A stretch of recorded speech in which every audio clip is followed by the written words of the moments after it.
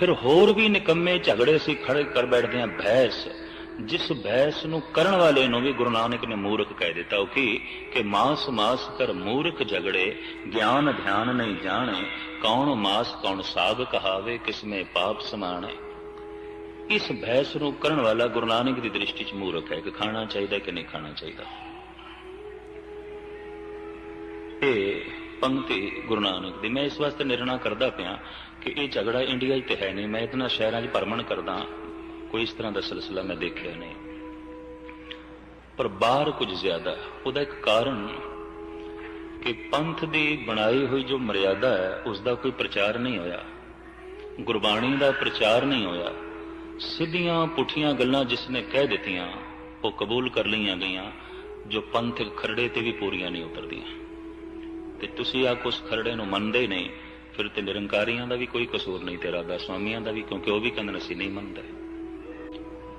और जो हुण निकम्मे झगड़े लैके असीं दो दो तीन तीन धड़े खड़े कर छड़ने ने, बहुत सारे बंदे इस वास्ते हट पैंदे ने, निकम्मी बहस छेड़ बैठते हैं।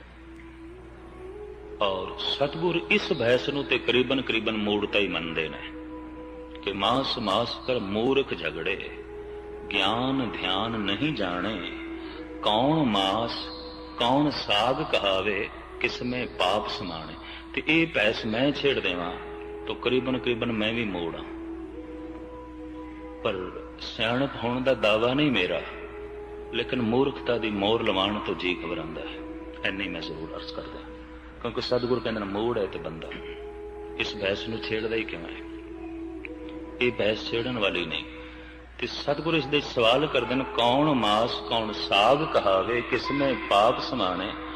पहले मैनू एक खोल के दसो, साग की है ते मास की है। गुरु नानक देव पहला मासो निमिया, मासे अंदर सास, फिर वड्डा होया व्याया, घर ले आया मास। मासो ही मास उपजे, मासो सब्बे साख, मास मास कर मूर्ख झगड़े, ज्ञान ध्यान नहीं जाने, कौन मास कौन साग कहावे, किसमें पाप समाने। एक पुस्तक पढ़न नूं मैनूं मिली दिल्ली विच, लिखी एक बीबी ने, और उस पुस्तक के ऊपर पंक्ति है, रस मीठा रस मास। 400 सफ़े की पुस्तक। इस दे विच करीबन करीबन इस ढंग नाल सिखी रूप पेश किया गया जिहड़ा पुराना ब्राह्मण मत से। ते मैं फिर अर्ज करा, सिख धर्म जैन धर्म नहीं है, सिख धर्म बौद्ध धर्म नहीं है, सिख धर्म सनातन मत नहीं है, सिख धर्म ब्राह्मण मत नहीं है। ते जिस ढंग की अहिंसा ते जिस ढंग की छुआ छात सिख धर्म दे च लियांदी गई है, निरोल पुराना ब्राह्मण मत और कुछ नहीं है, निरोल पुराना ब्राह्मण मत। और जिहड़ियां गल्लां मैं कह रहा जरूर इतिहासक ग्रंथ पढ़ना है। मैं किधरे भुल करदा वां, मेरी सुधाई कर देना जरूर, क्योंकि इन्हां इतिहासक ग्रंथां नूं लैके मैं कौम दे बड़े मुखियां मुखियां दे अगों घुमिया। ये इतिहास है साडा।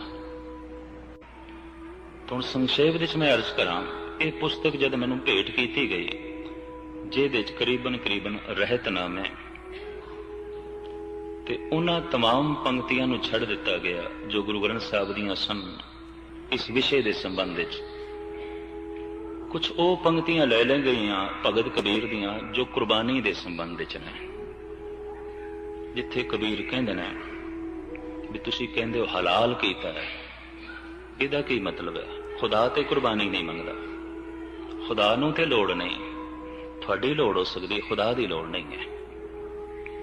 मक्के च तुसीं कट्टी जा रहे हो गऊआं नूं बकरियां नूं ते आखो खुदा मंगदा है, खुदा दी मंग नहीं है, खुदा दी लोड़ नहीं है, खुदा दी चाहत नहीं है, इनू खुदा नाल ना जोड़ो। कबीर करीबन करीबन रोज़ियां दे नाल रमजान के दिनों जो सिलसिला ये चल रहा है उसकी चर्चा करते हैं, और ये सारी गल खोल के महान टीकाकार गुरु ग्रंथ साहिब के प्रिंसिपल साहिब सिंह ने खोल दी है। पढ़ी दिल्ली विच, मैनूं भेंट की गई। ਤੇ मैं उस बीबी ਨੂੰ ਕਿਹਾ ਵੀ ठीक है, तुम्हें पुस्तक लिखी ਤੇ ਇਸ ਦੇ ਚ जो कुछ लिखिया है ਉਹ ਤੇ ਸਿਰਲੇਖ ਤੋਂ ਹੀ ਪਤਾ ਚੱਲਦਾ ਪਿਆ ਤੇ ਪੁਸਤਕ ਦੇ ਨਾਮ ਤੇ ਹੀ ਪਤਾ ਚੱਲ ਰਿਹਾ, पर मैं पुस्तक कबूल नहीं करनी या इस संबंधी कुछ विचार वटांदरा पहले कर। खैर बैठ गए उसकी कोठी च नाल ही मॉडल टाउन की गल।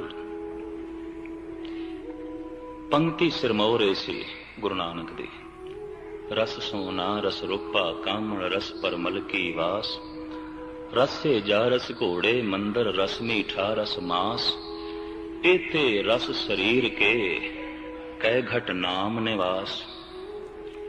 इतने रस शरीर दे चोवन मास होवे ते नाम दा वासा किथे हो सकता है, नाम नहीं वस सकता। मैं कि ठीक है, इस पंक्ति नूं सामने रख के तो मास दी बड़ी सोहनी व्याख्या कर दी, बहुत सोहनी, बड़ी उत्तम व्याख्या और 400 सफ़े रंग दिते।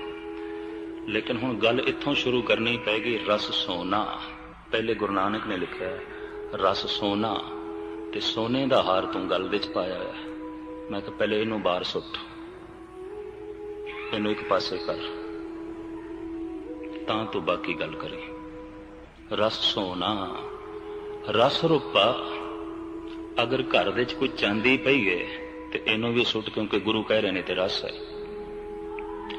कामण रस, पुरुष वास्ते स्त्री ते स्त्री वास्ते पुरुष अगर रस है तो मैं कहूं पहले तेरे पति नूं चाहिए वो तेनू धक्के मार के घरों कड्डे पहले ते। रस सोना रस रूपा कामण रस परमल के वास, ते मैं कि कपड़े नूं तू जरूर सेंट लाया है, अतर लाया है, खुशबू आ रही, तू जानी है, प्रिंसिपल है, पढ़ांदी है कॉलेज दे जाके, इस किताब लिखण दा तू बहुत वड्डा मान प्राप्त किया, ते सेंट तू लाया है, अतर तू लाया है, खुशबू तेरे कोल आ रही, ते साहब कहने ते रस है, ये क्यों लाया है?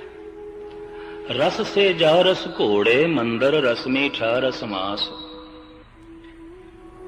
मंदर, मैं कहा बड़ी सोहनी कोठी है तेरी, इनू अग ला या ढा दे या घरों निकल, क्योंकि यह भी एक रस है। सतगुर कहते पे ने यह भी एक रस है। मकान सोना मकान, यह भी एक रस है।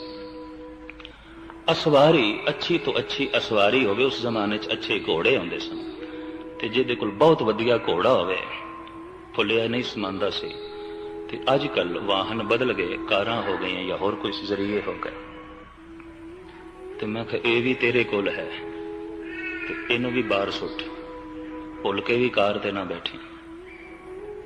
रस से जा रस घोड़े मंदर रस मीठा, मिठा भी एक रस होंदा है, ते चीनी पींदी है कि नहीं, शुगर खांदी है कि नहीं, घर दे च मिठा है कि नहीं, कोई मिठी चीज वरतदी है कि नहीं, इनू भी बाहर सुट। फिर रस मीठा रस मास, फिर मास एक रस है, इनू बाहर सुट। पर इस तो पहले चीनी भी बाहर सुट, कोठी नू भी अगला, सोने का हार तू जो गल च पाया है यह भी बाहर सुट,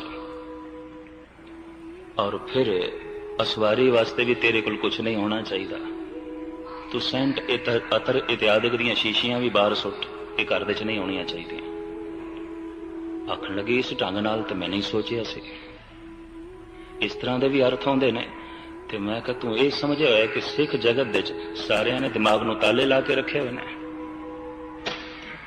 वाकई जिन्हों ने ताले ला के रखे हुए ने उन्होंने इस बहस नूं छेड़िया है, और पंथ दे पारमाणिक खरड़े की थां थां ते मुखालफत, और अनेकता नूं अमृत भी अनेकां हिस्सियां च वंड के रख दिता।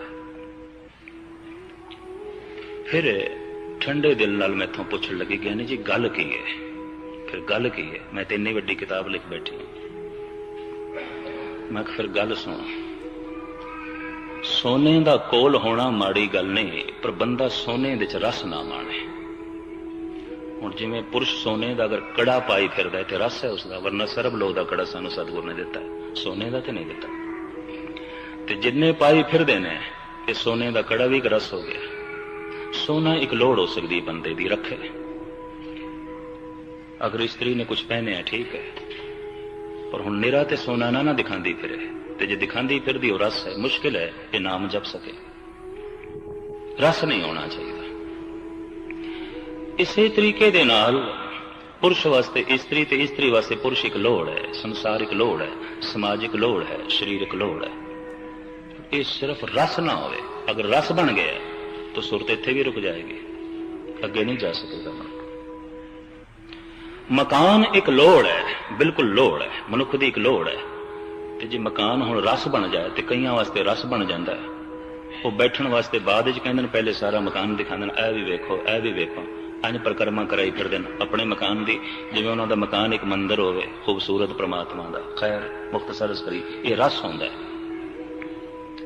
तो हुण इस मकान ने रब दा नां नहीं जपण देना।